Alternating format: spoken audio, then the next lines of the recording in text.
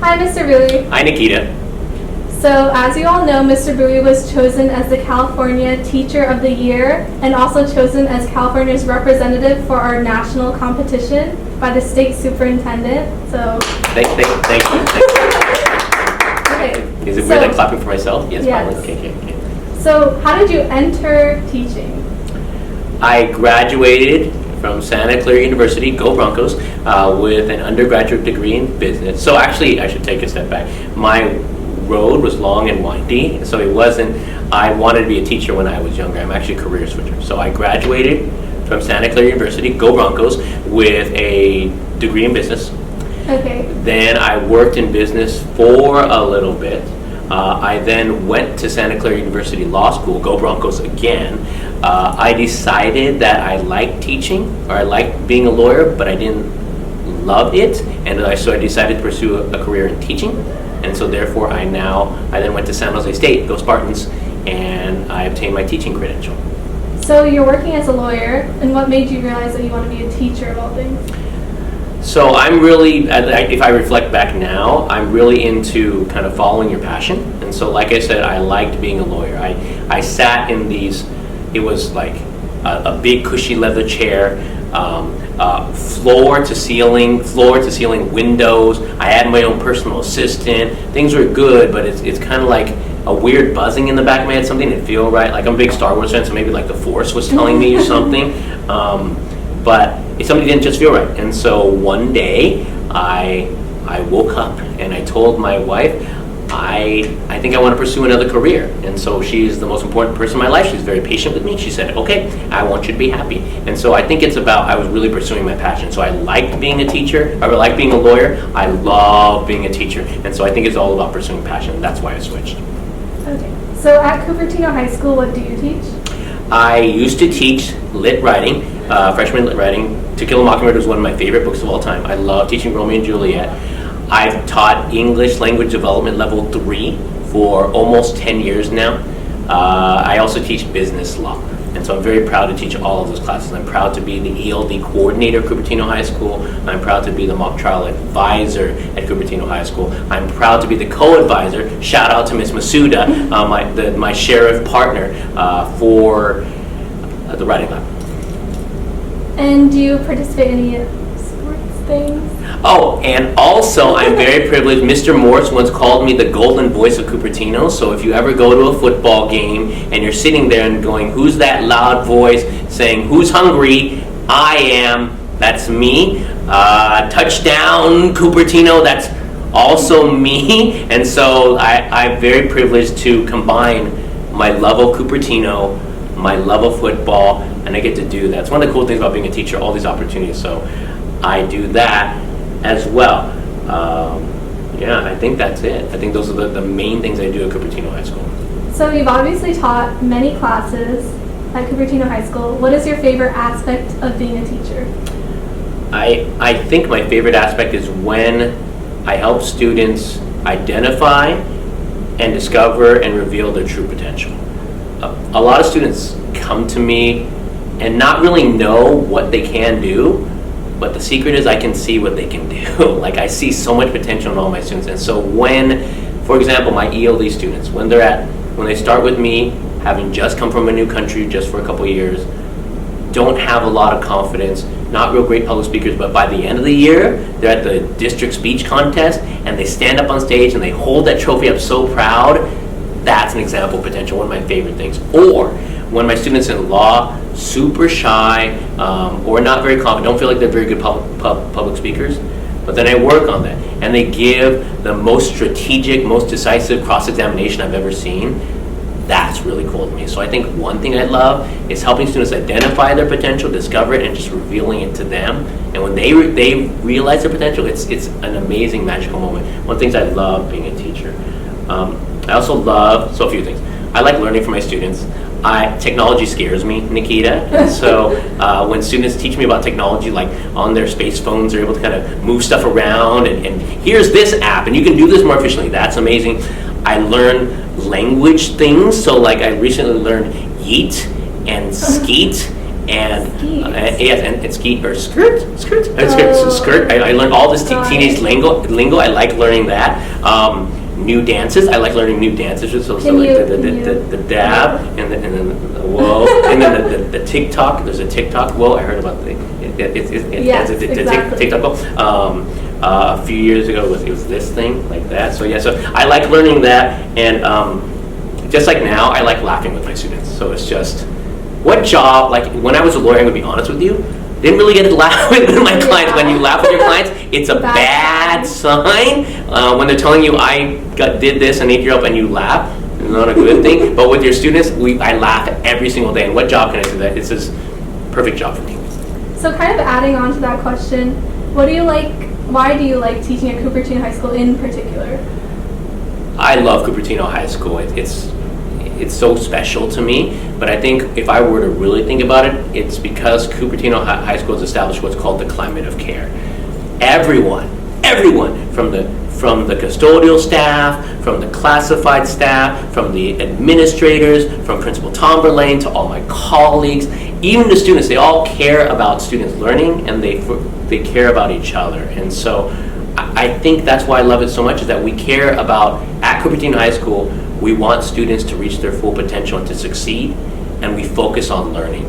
And I think that care could also be said that it's passion, and I think all of the adults here, all the adult stakeholders, from the custodial staff to the classified staff to people in the college and career center, guidance, all my colleagues, Principal Tomberlane, all of them care about students and are passionate about helping them learn and their well-being, and that's what makes Cupertino High School so special. I also feel that way about the district. I really feel like I work at the district level too, and Fremont Union High School District is also a special place. If I needed anything to support my students, I know that Principal Tomberlane would help me to get that. All the assistant principals, the guidance counselors, we all work as a team to support, and that's what's so special about Cupertino. That's why I love teaching here, and that's what's so special about Fremont Union High School District. I say this a lot, Nikita, that they'll have to kind of drag me kicking and screaming out of here. That's how much I love teaching here so much. You touched on this a little bit in some of the answers to the previous questions, but what are some of your favorite memories from your career as a teacher? So I don't really have anything super specific, but I think it's what I talked about earlier. In business law, when a student gives a semester project presentation and they stand up and they deliver with confidence, and then they come back later on having graduated my class, they're just maybe a junior, senior, and they say, this class helped me pursue a career pathway. And that really makes me happy that I'm able to reveal that to them, or this class made me a more confident person. I think they say the same thing for ELD, that the students that leave, then they go on to a 4-year college, and they say, Mr. Bowie, I'm doing well in my English class because of all the support you and the other ELD teachers have given me. That's really, really important to me. I think also what I love, again, sorry, not specific moments, seeing leadership in my students. I love helping students see their leadership potential and then become leaders. So for example, I'm the advisor of the mock trial team. This year is so awesome because my president and vice president, they basically run the whole thing, and they've garnered the respect of all of the people on the team, not only because of their words, but their actions. And so to see that leadership that's so available, that's a cool teaching moment as well. And I guess the most important part of seeing my favorite part of teaching is seeing my students become good human beings. Like just caring about other individuals.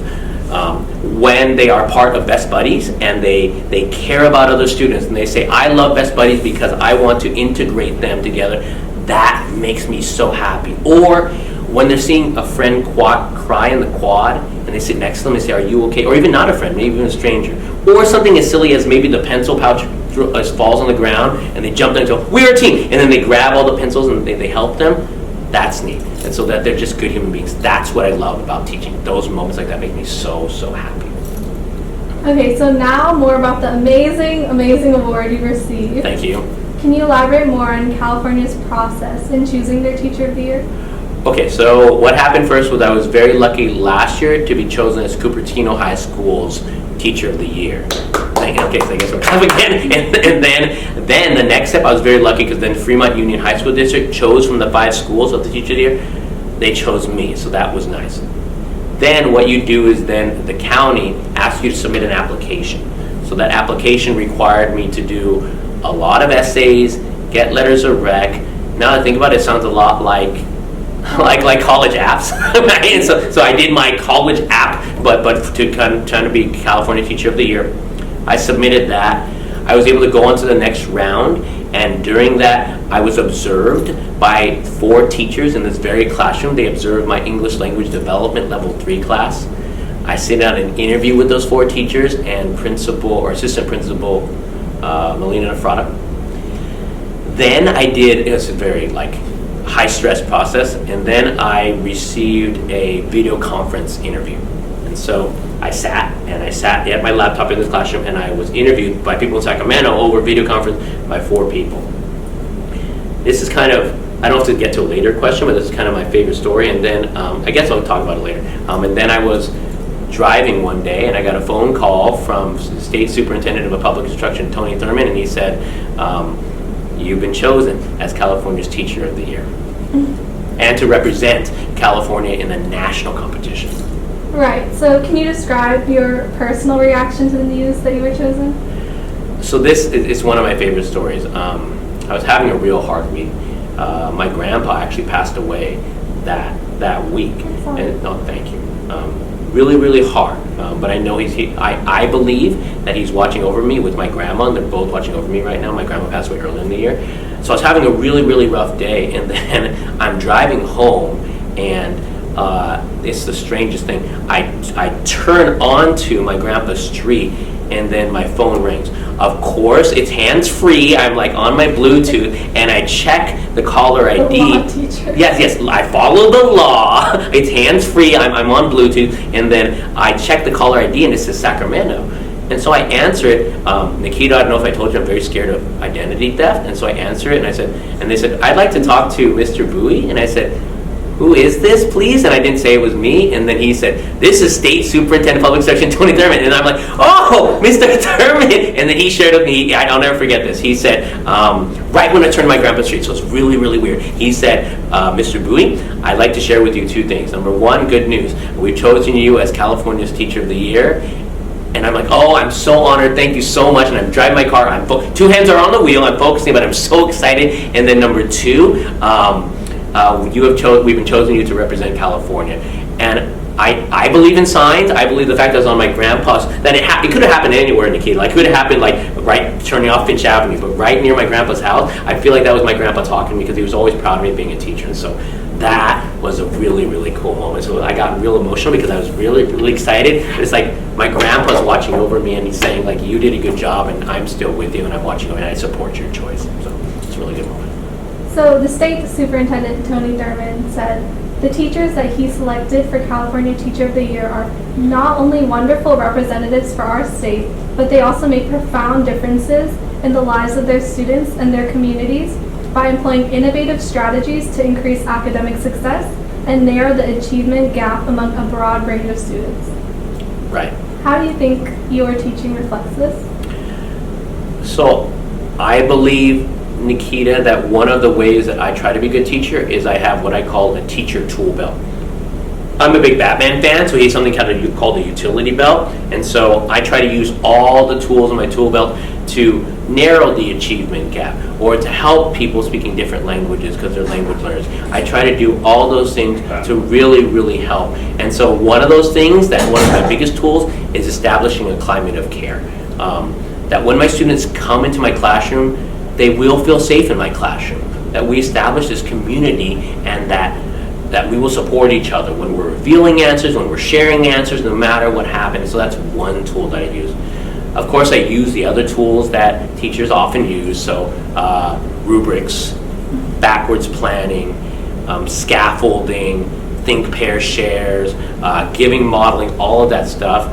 But I also believe that in East, I'm a big football fan, and the Patriots do this way. I'm very game plan specific. So I think what happens in one classroom with one student could be different. So it's all about pulling out different tools as a teacher to see what works. So what's going to work for Tom Brady's student is not necessarily going to work for, Lily Singh's student. It's not going to work. And so I just have to use different tools. Also, one thing that I really believe, and I think Ralph Waldo Emerson once said, it's one of the teaching things that I've said, I really thought about. If you treat a person as they are, they'll remain as they are. But if you treat a person as who they may be, they will become that person. And that's how I treat my students. I see so much potential, and I try to help them get there. And so I think if I use all those tools, hopefully I've done my job towards closing the achievement gap, helping English language learners, helping all students achieve. This is very connected to the last question, but do you have any teaching mantras that you've intentionally followed throughout your career? I have a lot. So you've sat in my classroom before. I have a few that are just kind of in the cycle that I maybe say a little too much. So I say we are a team. I say make good decisions. I say an organized mind is a successful mind. I say no one's too cool for a high five. I say all of those things. But I think the biggest thing that's really going through my mind is we are a team. And that quotation that I just said, that I try to treat my students not as they are, but who I see that they could be, and they will achieve that, and they've done that all the time. Never fails. So through this teaching, have you learned any big lessons? There's so much, Nikita, that I've learned. I think when you first start as a teacher, you're one way, and I believe in growth mindset. Teachers are always learning, teachers are always growing. But I think one of the biggest lessons that I kept throughout, even at the very beginning, is to be authentic and treat students with respect. I think teenage learners really respond when there's authenticity. When I am who I am, I make mistakes all the time. Like literally every single day I make a mistake, but then I say that students make mistakes, I make mistakes, it's okay. And I treat all my students with respect. When one person's talking in my classroom, I make sure no one else is talking because they have something important to say. When we're going to share something vulnerable, I make sure everyone is listening and they're not on their black mirrors of a phone, that we're all paying attention. So I think one lesson that I've kept with me the whole time is be authentic and treat students with respect. But I think the major lesson that I've taken with me for my entire life is from my dad. My dad once said to me, I can give you a house, I can give you a car, I can give you money, but Sean, that can all be taken away. The one thing that they can never, ever take away from you is education. And I believe that the strength, I believe in that. And so if I can give my students an education and a learning environment or leverageable skills, life skills that they can use later on, I've done my job. And so those are the two lessons that, off the top of my head, those are the ones that I really kind of stick to. Looking towards the future, what will the national teaching competition consist of? So I just submitted my application, so knock on wood that'll go okay. What happens then, they choose 4 finalists after amongst all of each representative from the state. From those 4 finalists, they bring them to Washington, D.C., and then they do more interviews and more finding out how skilled the teacher is and how much they care, and then they narrow it down to the one winner from there. So. But I believe in growth mindset and effective effort. I've done my best. Everything from here on is, for me, icing on the cake. First of all, teaching is icing on the cake. Like I didn't start teaching to gain awards, but it's nice to be recognized every now and then, and I feel like it's my duty now to represent all teachers. I'm going to do my best. I'm not going to be perfect, but to represent Cupertino High School and the Fremont Union High School District in all of California, it's a major responsibility I take really, really seriously. And I feel like I can use, so I appreciate the opportunity, I can use my voice as a teacher to kind of share what teachers can do and what teachers stand for. Let's end this video with some advice. What is your advice to students as they're trying to choose their career? So the first thing is growth mindset. No matter, try. So I'll steal some stuff. There's a movie called what's that? Anyways, Shakira sings a song. She says, "Try everything," and so I'm going to steal that advice from Shakira. I think you should try. I think that's Zootopia. Maybe it's Zootopia. Zootopia said in Shakira, she said, "Try everything." So if you're looking for a career, try many different things. Explore many, do different clubs at school. Also, I'll steal a thing from Meet the Robinsons. They say, "Keep moving forward." And I believe in that too. So no matter if you make mistakes, have growth mindset, be okay with failure, and embrace the failure. Couple last ones. Find your passion. do what you love and do it full 100% and explore all the different things and be passionate, because then if you do that, your work will not be your work. Like your work will, it's like you won't work a single day. And finally, I think it's important for everyone, but especially here, you are enough. No matter what anyone tells you, no matter what these applications tell you or these other organizations tell you, you are enough and you are worthwhile and you are where you're meant to be. So it's those pieces of advice that if I were to offer the youth of our generation, those are the kind of advice I would offer. Once again, congratulations and good luck. Thank you, Nikita. And